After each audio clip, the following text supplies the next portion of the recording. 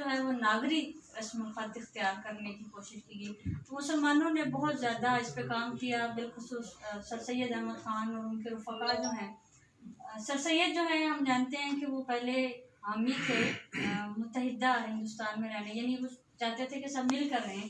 लेकिन उन्होंने जब ये देखा कि वो हमारी ज़बान को ही बर्दाश्त नहीं कर सकते तो हमारे वजूद वो कैसे बर्दाश्त करेंगे। फिर उन्होंने कहा कि नहीं, अब मुझे समझ आ गई कि पाकिस्तान हिंदुस्तान में जो है वो दो कौमें आबाद हैं, जहाँ से दो कौमी नज़रिए की बुनियाद। बिल्कुल। अब एक मज़े की बात यह है, रिसेंटली हमारी यूनिवर्सिटी में एक ऑफिसर जो है उन्हें मदऊ किया गया और उनसे उनके ज़िम्मे ये था कि वो हमें सकूत ढाका का पस मंज़र और उसके जो वाक़यात हैं कि बांग्लादेश हमसे क्यों अलग हुआ, उनकी ज़िम्मेदारी ये थी कि वो बताएंगे तालिबात को कि ये कैसे हुआ। उन्होंने बताया भी, बहुत ज़बरदस्त बताया। उन्होंने ये भी बताया कि ज़बान जो है उर्दू ज़बान, उसकी बुनियाद पर भी उन्होंने अलहदगी की कोशिश की थी। यानी एक रीज़न, एक फैक्टर ये भी था कि चूँकि पाकिस्तान की ज़बान उर्दू थी और बंगाली जो है वो बांग्लादेश उसको बंगाली को नाफिज करना चाहते थे, तो इस बात पे उन्होंने बहुत ज़्यादा उन्होंने इस चीज़ को हवा दी, तो ये मामला हो गया।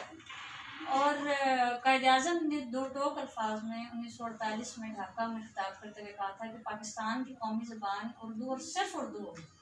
लेकिन उनके रुखसत होते ही हमने देखा कि जो आइन बने उनमें 56 का आइन जो था उसमें भी बंगाली और उर्दू दो कौमी ज़बानें करार दी गई, और इसी तरह जो 62 का आइन था उसमें भी यही हुआ। तो ये सारी बातें उन्होंने बताई, और मज़े की बात यह है कि उन्होंने पूरी गुफ्तगू खुद इंग्लिश में की, ठीक है। और एट दी एंड मैंने ये चीज़ महसूस की, और फिर मैंने जब सिलसिला सवाल जवाब हुआ तो मैंने कहा सर ये बताएं कि आपने ये जो बात कही अभी कि जनाब ज़बान जो है उसने भी एक अहम किरदार अदा किया, तो मैंने कहा आज हम अपनी ज़बान के साथ क्या करें, यानी हम क्या इंसाफ कर पा रहे हैं। और मेजॉरिटी जो स्टूडेंट्स थी उनको ये उनका बताया हुआ, उनका समझाया हुआ लेक्चर समझ नहीं आया। उसकी रीज़न ये है कि हम अपनी उर्दू जो है उसको छोड़ रहे हैं, हालांकि वो मुल्क भर में राब्ते की ज़बान है। तो हम खुद जब तक अपने हुकूक के लिए जिस चीज़ के लिए आवाज़ उठाई जाती है उस पर काम होना शुरू हो जाता है। अगर हम खुद शर्मिंदगी महसूस करें, मैं एक ऐसे साहब को जानती हूँ, एक बड़े एलीट क्लास स्कूल के डायरेक्टर थे। मैं चूँकि बच्चों को कुरान